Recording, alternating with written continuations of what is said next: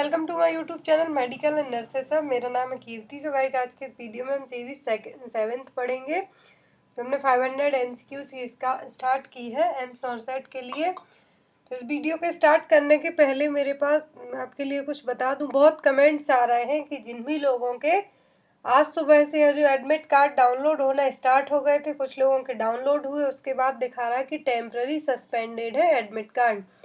मैंने भी एक दो लोगों से जो उनकी ईमेल जो आईडी और पासवर्ड लेके ओपन किया था, तो उसमें सेम वही प्रॉब्लम दिखा रहा है। इवन अभी तक वो प्रॉब्लम सॉल्व नहीं हुई है, 9 बज गए हैं रात के। सो आई होप कि वो प्रॉब्लम कल तक सॉल्व हो जाए। बट अभी भी एम्स ने ऐसा कुछ भी नहीं कहा है कि आपका एग्ज़ाम है जो पोस्टपोन होगा, रीशेड्यूल होगा। ऐसी कोई भी न्यूज़ है जो एम्स ने पब्लिश नहीं की है। तो आप लोग अपने जो एग्ज़ाम है 1 सितंबर को, उसकी तैयारी कीजिए, क्योंकि ऑनलाइन ही एडमिट कार्ड डाउनलोड करना है आपके लिए। ऑनलाइन CBT होने वाला है।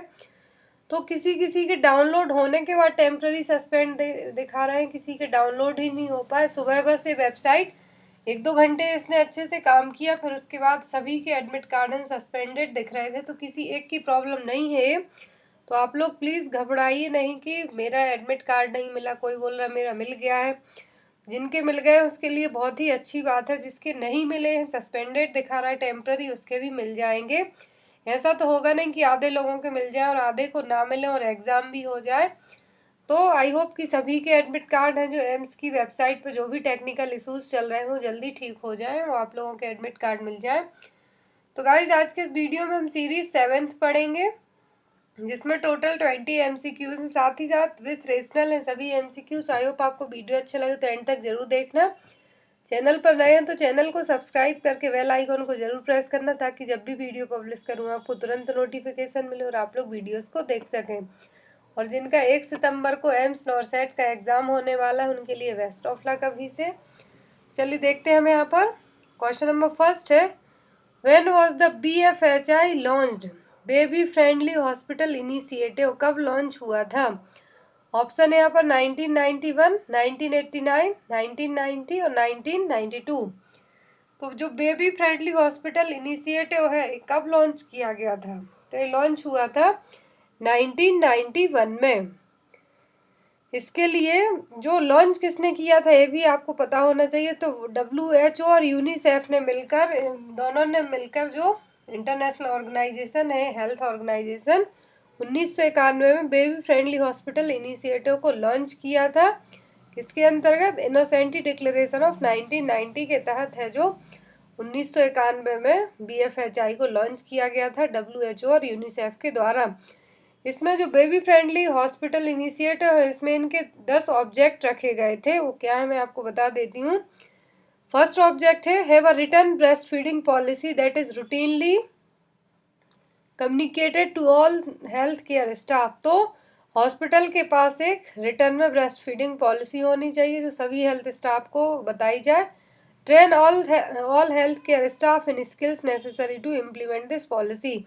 जो स्टाफ है उस सभी को ट्रेन करना है इस हेल्थ पॉलिसी को लेके। Inform all pregnant women about the benefits and management of breast feeding. जितनी भी लेडीज़ हैं, प्रेग्नेंट लेडीज़ हैं और ब्रेस्ट फीड करवाती हैं जो लेडीज़, उनको ब्रेस्ट फीडिंग के क्या बेनिफिट्स हैं, किस तरीके से मैनेज करना है, वो सभी चीज़ें बतानी है। Help mothers initiate breast feeding within 1 hour of birth. BFHI में भी लिखा हुआ है कि डिलीवरी के विद इन 1 आवर क्या करना है, ब्रेस्ट फीड करवाना है बेबी को। यदि डिलीवरी नॉर्मल हुई है तो विद इन 30 मिनट है, और यदि सीजरियन सेक्शन हुआ है तो विद इन 1 आवर में आप ब्रेस्ट फीड करवा सकते हैं। So mothers how to breast feed.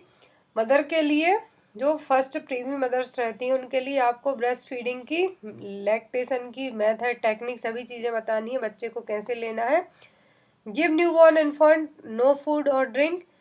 जो न्यूबॉर्न इन्फेंट हैं उनको ना तो कोई फूड देना है ना ड्रिंक देना है, किसी भी ब्रेस्ट मिल्क के अलावा उनको कुछ भी नहीं देना है जब तक कोई मेडिकल प्रैक्टिशनर और डॉक्टर प्रिस्क्राइब ना करें। रूमिंग इन प्रैक्टिस के लिए कहना है, बेबी मदर के लिए ब्रेस्ट फीडिंग के लिए इनकरेज करना है। आर्टिफिशियल जो टेस्ट है, पेसिफायर्स हैं, डमीज हैं, कुछ भी नहीं देना है। Foster the establishment of breast feeding support group. और ये सभी चीज़ें अच्छे से आपको हॉस्पिटल और क्लिनिक से डिस्चार्ज होने के पहले एक मदर को समझानी होंगी।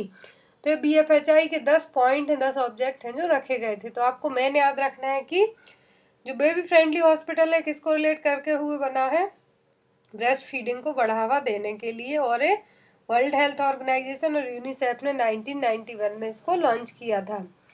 नेक्स्ट यहाँ पर a nurse is collecting history from a child who was admitted with suspected rheumatic fever, which of the following information is specific to rheumatic fever.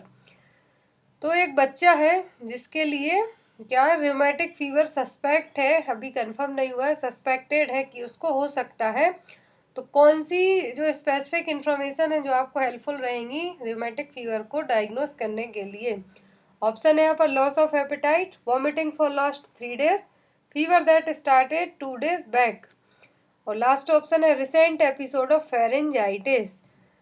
तो जो rheumatic फीवर होता है जनरली उसमें क्या होता है, जो सोर थ्रोट है यदि वो बार बार रिपीटेड सोर थ्रोट हो, फेरेंजाइटिस हो, या फिर गले में माउथ में कोई भी इन्फेक्शन हो, तो उसके कारण rheumatic फीवर होने के चांसेस और ज़्यादा बढ़ जाते हैं। तो यहाँ पर जो इसका राइट आंसर होगा वो होगा D, recent episodes of pharyngitis.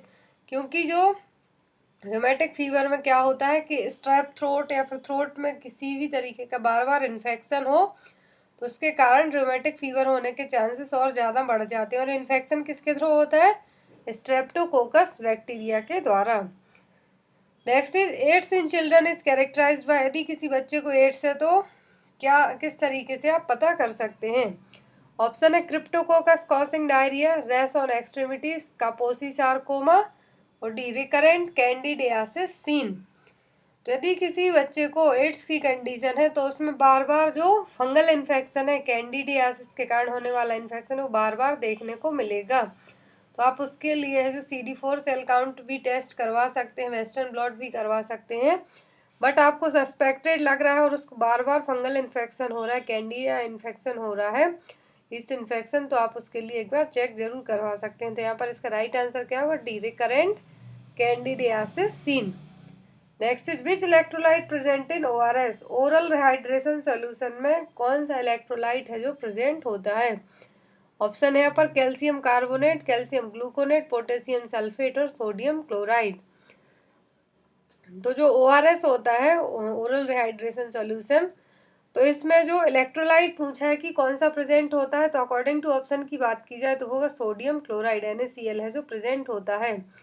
और यहाँ पर अदर भी होते हैं, तो वह पोटेशियम क्लोराइड, और साथ ही साथ पोटेशियम क्लोराइड और सोडियम क्लोराइड ही यहाँ पर प्रेजेंट होते हैं। तो आपको इन दोनों के नाम याद रखने होंगे, क्योंकि ऑप्शन में इस तरीके से पोटेशियम सल्फेट दिया हुआ था। तो यहाँ पर इसका राइट आंसर क्या होगा, डी सोडियम क्लोराइड।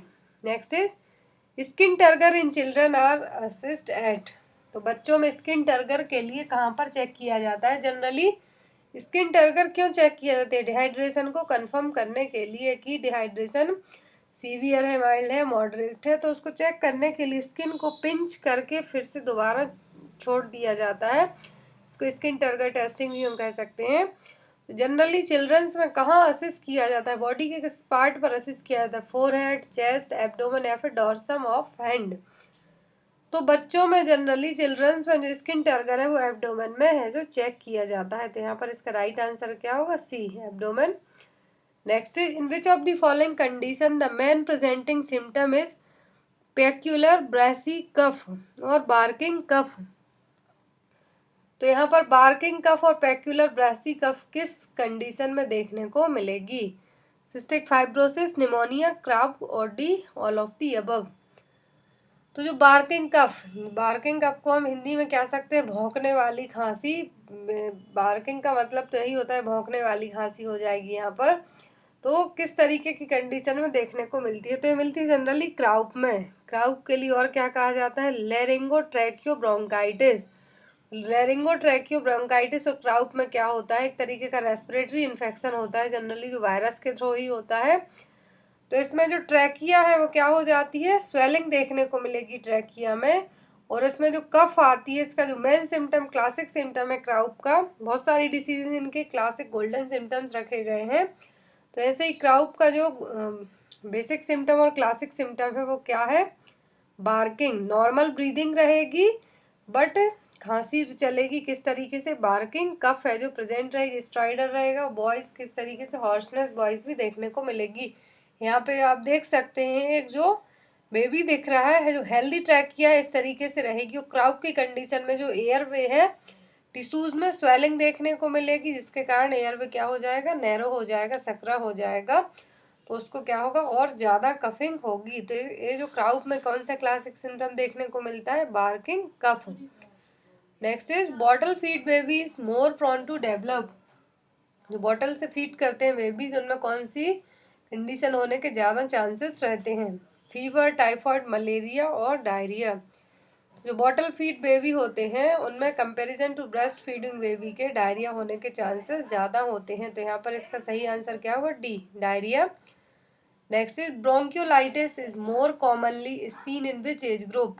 जो ब्रोंक्योलाइटिस की कंडीशन है किस एज ग्रुप के बच्चों में ज़्यादातर देखने को मिलती है। ऑप्शन है यहाँ पर 1 to 12 year, 2 to 3 year, less than 2 year and D, all age group. तो ब्रोंक्योलाइटिस की कंडीशन होती है इसमें जो ब्रोंक्यूल्स हैं उसमें क्या देखने को मिलता है, इन्फ्लामेशन और इन्फेक्शन देखने को मिलता है। जनरली जो इन्फेंट्स होते हैं उन्हीं में कंडीशन देखने को मिलती है, ब्रोंक्योलाइटिस की कंडीशन। तो यहाँ पर इसका सही आंसर क्या होगा, less than 2 year age group के जो बच्चे हैं उनमें सबसे ज़्यादा ब्रोंक्योलाइटिस की कंडीशन देखने को मिलती। तो यहाँ पर जो ब्रोंक्योलाइटिस है जनरली वायरस के थ्रू ही होता है और ये ठंडियों के सीजन में ज़्यादातर होता है। तो यहाँ पर आप कंपेयर करके भी देख सकते हैं, जो ब्रोंकाइटिस में ट्रैकिया है वो नीचे की तरफ आके दो पार्ट में डिवाइड होती है, ब्रोंकाई, और जो ब्रोंकाई है वो लंग्स में जाके अलग अलग पार्ट्स में डिवाइड होते हैं, क्या कहलाते हैं, ब्रोंक्यूल्स। तो ब्रोंकाई जो दो पार्ट होते हैं, यदि वहाँ पर इन्फेक्शन देखने को मिले, इन्फ्लामेशन देखने को मिले, तो क्या कहलाएगा, ब्रोंकाइटिस। और जो टिनी स्मॉल पार्ट्स होते हैं ब्रोंक्यूल, वहाँ पर इन्फेक्शन, इन्फ्लामेशन देखने को मिले तो क्या कहलाएंगे, ब्रोंक्योलाइटिस। और ब्रोंक्योलाइटिस की कंडीशन जनरली जो बच्चे होते हैं जिनकी age less than 2 year age group के बच्चे हैं उन्हीं में देखने को मिलती है। Next is which of the following immunization should be given to a child who is HIV positive and immune compromised.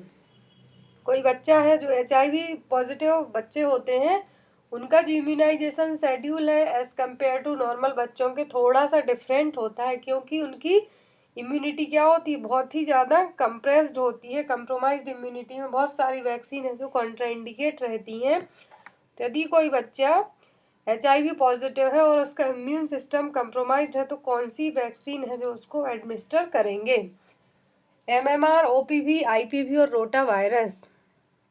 बच्चा ऑलरेडी इम्यून कंप्रोमाइज्ड है, उसकी इम्यूनिटी सप्रेस्ड हो चुकी है, HIV पॉजिटिव है, तो उसको जो वैक्सीन देंगे वो होगी IPV। बाकी जो वैक्सीन है उसमें एडमिनिस्टर नहीं कर सकते, ना तो MMR कर सकते, ना OPV, ना रोटा वायरस, क्योंकि उसकी जो इम्यूनिटी ऑलरेडी बहुत ज़्यादा वीक है। और जो HIV पेशेंट जो बच्चे होते हैं उनका इम्यूनाइजेशन शेड्यूल थोड़ा सा अलग होता है। तो यहाँ पर इसका राइट आंसर क्या होगा, सी, IPV वैक्सीन है जो हम उसको दे सकते हैं। Next is are tracheoesophageal fistula should be suspected in a neonate immediately after birth if one of the following is present. तो ट्रैकियोइसोफेगल फिस्टुला में क्या कंडीशन है, जो क्या सिम्टम है जो सबसे पहले देखने को मिलेंगे किसी बच्चे में। ऑप्शन है jaundice, bile stain vomitus, absence of sucking और excessive amount of frothy saliva in the mouth. तो जो ट्रैकियोइसोफेगल फिस्टुला की कंडीशन में उसका जो मेन क्लासिक सिम्टम हम कह सकते हैं वो है excessive amount of frothy saliva in the mouth. यहाँ पर राइट आंसर क्या होगा, डी। ट्रैकियोइसोफेगल फिस्टुला में क्या होता है, एक एबनॉर्मल कनेक्शन है वन और मोर प्लेस पर ईसोफेगस में। ईसोफेगस के यहाँ क्या होगा, एक या उससे दो अलग अलग पार्टों में डिवाइड होकर जुड़ेगी आगे की तरफ जाके। ईसोफेगस और ट्रैकिया के बीच में क्या होगा, एबनॉर्मल कनेक्शन देखने को मिलेगा, जिसके कारण excessive amount of frothy saliva की जो सिचुएशन है बच्चों में देखने को मिल सकती है। कफिंग देखने को मिल सकती है, चोकिंग जब फीडिंग करेंगे, vomiting, cyanosis, difficulty in breathing और वेरी राउंड और फुली एब्डोमेन है जो देखने को मिल सकता है। बट जो इसका मेन क्लासिक सिम्टम है वाइट बबल्स और फ्रूथी सलाइवा।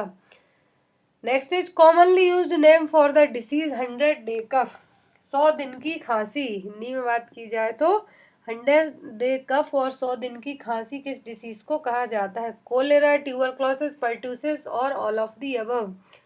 तो वूफिंग कफ और पर्ट्यूसिस के लिए 100 डे कफ कहा जाता है, क्योंकि एक बैक्टीरियल डिसीज है और साथ ही साथ इसमें जो खांसी रहती है वो बहुत ही लॉन्ग टाइम तक रहती है, मोर देन 2-3 वीक्स तक है जो ये चलेगी। तो इसको 100 डे कफ के नाम से भी जाना जाता है इस डिसीज को। और ड्रॉपलेट इन्फेक्शन के थ्रू जनरली ट्रांसमिट होती है और एक बैक्टीरियल डिसीज है। और इसका जो पॉजिटिव एजेंट है वो क्या है? बॉर्डीटेला पर्ट्यूसिस। और दूसरे अदर नेम क्या है? पर्ट्यूसिस, वूफिंग कफ और 100 day cough. Next is drug of choice for closure of patent ductus arteriosus is all except. तो यहाँ पर पीडीए है जो क्या है? कंजेनाइटल हार्ट डिसीज है। तो उसको क्लोज करने के लिए, यदि ये क्लोज नहीं हुआ है तो उसको क्लोज करने के लिए कौन सी मेडिसिन यूज की जाएंगी और कौन सी यहाँ पर एक्सेप्ट लिखा है कि कौन सी है जो यूज नहीं की जा सकती। बाकी सभी यूज होगी बट कोई एक है जो नहीं होगी। ऑप्शन है ibuprofen, indomethacin, both A and B, और डी है यहाँ पर प्रोस्टाग्लैंडिन। तो पीडी है जो पेटेंट डक्टस आर्टरियोसिस है, इसमें मेनली जो मेडिसिन यूज होती है इसको क्लोज करने के लिए तो वो तो है आइबुप्रोफेन और इंडोमेथासिन, बट मोस्टली है जो आइबुप्रोफेन यूज की जाती है। तो यहाँ पर इसका राइट आंसर क्या होगा? D, prostaglandin. प्रोस्टाग्लैंडिन को है जो यूज नहीं किया जाता। Next is correct regarding fontanelle is. तो जो बेबीज होते हैं, न्यूबॉर्न बेबीज, तो उनमें फॉन्टेनेल प्रेजेंट होते हैं, तो उसको लेके सही पॉइंट यहाँ पर क्या है? Anterior fontanelle closed at 18 month of age, posterior fontanelle close at 6 to 8 weeks of age, anterior fontanelle is known as bregma and posterior is lambda, और D all of the above. तो यहाँ पर correct point क्या है fontanelle को लेके? तो यहाँ पर फर्स्ट पॉइंट है एंटीरियर फॉन्टेनेल है जो 18 महीने की एज में क्लोज हो जाते हैं, तो ये सही पॉइंट है। या फिर हम ये कह सकते हैं 1.5 ईयर में या फिर 18 मंथ की एज में बंद हो जाते हैं। दूसरा है पोस्टीरियर फॉन्टेनेल 6 to 8 वीक्स की एज में बंद हो जाते हैं, ये भी सही है। एंटीरियर फॉन्टेनेल को ब्रैग्मा कहा जाता है, पोस्टीरियर को लैम्डा, तो ये भी सही है। तो यहाँ पर सभी पॉइंट करेक्ट है, तो इसका राइट आंसर क्या होगा? D, all of the above. यहाँ पर इनकी लोकेशन भी देख लीजिए, इमेज भी दी हुई है। तो जो एंटीरियर फॉन्टेनेल और ब्रैग्मा होते हैं ये कहाँ पर प्रेजेंट होते हैं? Junction of sagittal, coronal and frontal suture. तो ये देखिए जो एंटीरियर जो फॉन्टेनेल है ये कहाँ पर जंक्शन इसका प्रेजेंट होता है? सेजाइटल, कोरोनल और फ्रंटल सूचर के पास। Sagittal, coronal and frontal suture, तीनों को मिला के क्या बना है यहाँ पर? Anterior fontanelle. और ये जनरली 18 मंथ की एज में क्या हो जाते हैं? बंद हो जाते हैं। नेक्स्ट यहाँ पर पोस्टीरियर फॉन्टेनेल और लैम्डा, क्योंकि इसका जो शेप है लैम्डा शेप में रहता है और जो ब्रैग्मा है डायमंड शेप का रहता है। तो यहाँ पर जो पोस्टीरियर फॉन्टेनेल है ये लैम्डोइडल और सेजाइटल जंक्शन के बीच में बने हुए, लैम्डोइडल और सेजाइटल सूचर्स के बीच में बने हुए फॉन्टेनेल है। और ये जनरली 6 वीक से लेके 8 वीक की एज तक है जो क्लोज हो जाते हैं। इनका शेप लैम्डा या फिर ट्रायंगुलर शेप का होता है। Next is congenital absence of ganglion cells in the submucosal mesenteric plexus of the distal intestine is known as. तो यहाँ पर गैंग्लियन सेल्स एब्सेंट हैं। डायरेक्ट आपको क्वेश्चन ये भी आ सकता है कि किस कंडीशन में गैंग्लियन सेल्स हैं जो एब्सेंट रहेंगी। तो ऑप्शन है यहाँ पर pyloric stenosis, Hirschsprung's disease, intestinal obstruction, और D, all of the above. तो गैंग्लियन सेल्स किस डिसीज में प्रेजेंट नहीं होती हैं, एब्सेंट होती हैं? तो ये होती है रिस्प्रिंग्स डिसीज में। ये लार्ज इंटेस्टाइन की एक डिसीज है जिसमें जो क्या होता है, जो पार्ट होते हैं लार्ज इंटेस्टाइन के, तो वो एब्सेंट होते हैं या फिर वहाँ पर किसी भी तरीके का नर्व कनेक्शन नहीं होता है। तो यहाँ पर इसका राइट आंसर क्या होगा? बी, रिस्प्रिंग्स डिसीज, जिसमें गैंग्लियन सेल्स एब्सेंट रहती हैं। Next is how much amount of fetal blood flow per minute through the placenta.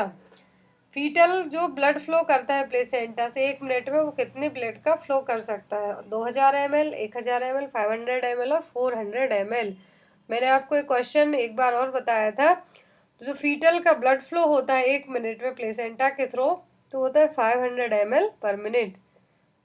Next is what possible side effect must be advise to the patient who is receiving iron therapy. कोई patient है iron therapy ले रहा है तो उसको iron medicine दी जा रही है, तो क्या साइड इफेक्ट हैं जो आप उसको एडवाइस करेंगे कि आपको यदि ऐसा कुछ भी हो तो आपको डरना बिल्कुल भी नहीं है। Dizziness, danger of sunlight, ringing in the year और ब्लैकनिंग ऑफ द स्टूल। तो जो भी लोग आयरन थेरेपी लेते हैं, आयरन मेडिसिन लेते हैं, उनमें जो एक कॉमन साइड इफेक्ट है वो ब्लैकनिंग ऑफ द स्टूल। तो यहाँ पर इसका राइट आंसर क्या होगा? D, blackening of the stool. Next is clinical sign is seen in this image. यहाँ पर एक इमेज दी हुई है, उसमें एक साइन है जो दिख रहा है। एक डॉक्टर एक सिस्टर है जो क्या कर रही है? एब्डोमिनल असेसमेंट कर रही है, एक तरीके का हम कह सकते हैं। तो ये साइन कौन सा साइन? फोर्थ गिल sign, Castell sign, Carnett sign और ब्रुजिन्स्की साइन। जो ब्रुजिन्स्की साइन है ये तो मेनिंजाइटिस में देखने को मिलता है, और यहाँ पर जो साइन दिख रहा है क्या है? कार्नेट साइन। इसमें क्या होता है, जो एक्यूट एब्डोमिनल पेन है उसको असिस्ट करने के लिए जो पेशेंट की एब्डोमिनल वॉल है उसको, उसकी जो मसल्स है उसको चेक किया, यदि किसी भी तरीके की टेंस्ड या फिर कुछ प्रॉब्लम्स रहेगी तो एक्यूट पेन देखने को मिलेगा। और जो यहाँ पर परफॉर्म किया जा रहा है क्या है? कार्नेट साइन। यहाँ पर जो अदर ऑप्शन दिए हुए हैं, फोथरगिल साइन, तो ये भी एब्डोमिनल वॉल को असिस्ट करने के लिए, किसी भी तरीके की प्रॉब्लम्स तो नहीं है उसके लिए किया जाता है। और ये मेन साइन किसका? रेक्टस सीथ हेमेटोमा में साइन देखने को मिलता है। और कैस्टल साइन यदि पूछा जाए कि ये किसका साइन है, तो ये स्प्लीनोमेगाली, स्प्लीन लार्ज स्प्लीन देखने को मिले या फिर स्प्लीन में कुछ भी तरीके की प्रॉब्लम्स रहे, तो ये जो साइन है वो पॉजिटिव और प्रेजेंट रहेगा, Castell sign. Next is which of these is administered directly in the form of ear drop to patient of otitis media. यदि इन्फेक्शन है मिडिल ईयर में, ओटाइटिस मीडिया की कंडीशन है, तो कौन सी मेडिसिन है यहाँ पर डायरेक्ट ड्रॉप फॉर्म में कान में एडमिनिस्टर कर दी जाएगी? आइब्यूप्रोफेन, ओपियम, पैरासीटामोल और बेंजोकेन। तो बेंजोकेन है जिसको डायरेक्टली ओटाइटिस मीडिया की कंडीशन में है, जो मिडिल ईयर इन्फेक्शन में डायरेक्टली कान में as a drop, ear drop के रूप में यूज की जा सकती है। नेक्स्ट इज ट्रिस्मस और lockjaw, risus, sardonicus and opisthotonus are the features of. तो तीनों सिम्टम्स किस डिसीज के हैं? प्लेग, टिटनेस, क्यू फीवर और मलेरिया। तो ट्रिस्मस का मतलब होता है लॉकजॉ, और एक इसमें देखने को मिलता है टिटनेस में। तो यहाँ पर इसका सही आंसर क्या होगा? पी। सो गाइज ये थे टोटल 7 सीरीज के क्वेश्चन। आई होप आपको वीडियो अच्छा लगा हो तो लाइक जरूर कर देना। So thank you for watching us, bye bye.